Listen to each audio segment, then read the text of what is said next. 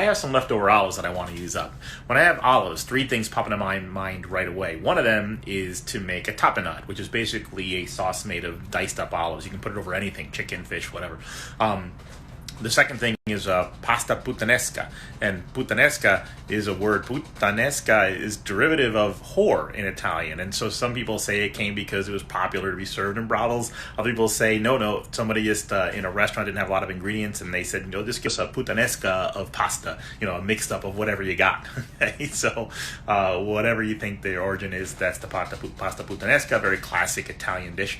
And finally, I also think of making a Mediterranean sauce, a Mediterranean olive sauce that you can again put over chicken or fish or whatever. I decided to opt in for the pasta puttanesca for today. The heart and soul of a puttanesca is to use olives and capers, tomatoes. That's always part of a puttanesca to make a tomato sauce. I don't love heavy tomato sauces. They give me kind of an acid. So I'm going to just use some fresh tomatoes and dice those in. And at some point, I'm going to make a puttanesca with no tomatoes at all, just to see how it feels.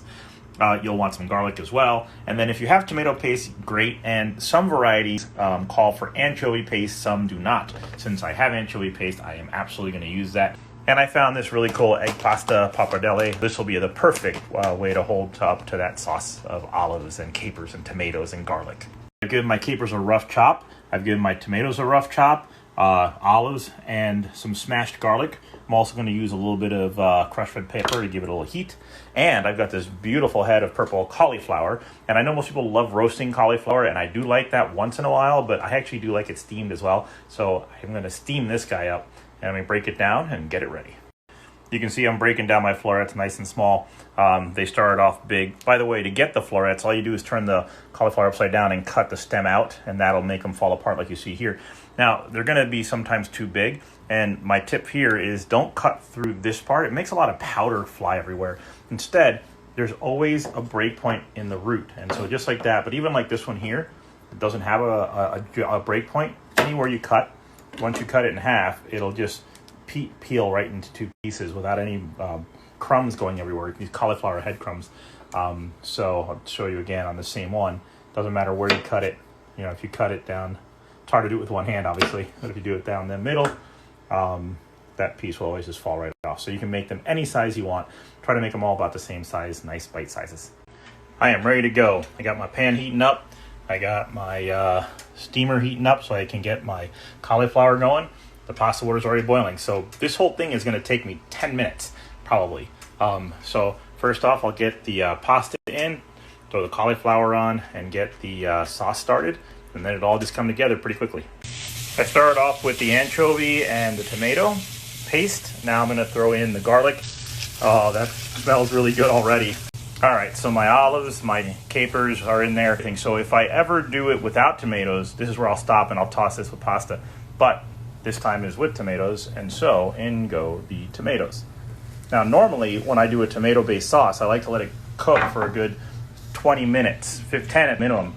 But these are fresh tomatoes, and I'm just using them to brighten things up, so they don't really have to cook that long. So this is ready for the pasta when the pasta is ready. All right, I got 2 minutes more before the pasta goes in and the cauliflower is ready. It's looking pretty tasty, and I'm looking forward to tossing this with the pasta. This is so warm and spicy.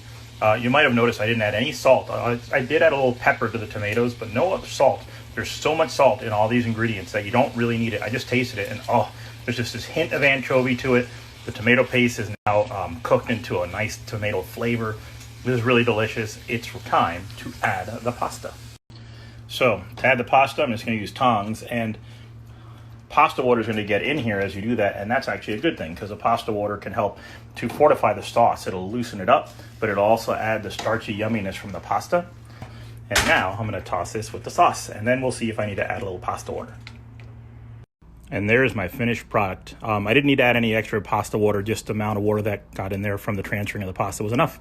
And there's my purple cauliflower put on the side, and you'll notice some of the stems are kind of pink. I added a little splash of umi plum vinegar, and that made the purple turn pink into the stem. It was really wild watching it. It's like a chemistry experiment. Furthermore, after I steamed it, I dumped out the water, and the water was green, like seriously green. So interesting chemistry happening with that purple cauliflower.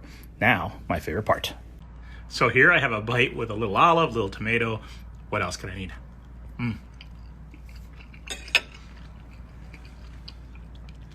This exceeds my expectations. I'll definitely be making puttanescas again in the future. This puttanesca is welcome in my house anytime. But no, the brininess, if you don't like anchovy, you're not going to taste it in here. It just adds a certain interesting back note that you maybe won't be able to identify unless you're like a foodie. But it's so rich and delicious. It's vinegary, it's spicy from the red pepper flake, and also from the fact that the olives were spicy. So, you know, all the way around, this is just a great, easy dish. Anytime you have leftover olives, capers are a staple in my fridge. Olives and capers, so you don't even need the anchovy. Of course, I always have that too, so puttanesca is on my short list. And the cauliflower doesn't taste purple, but I do love cauliflower, so beautiful little accompaniment to my pasta.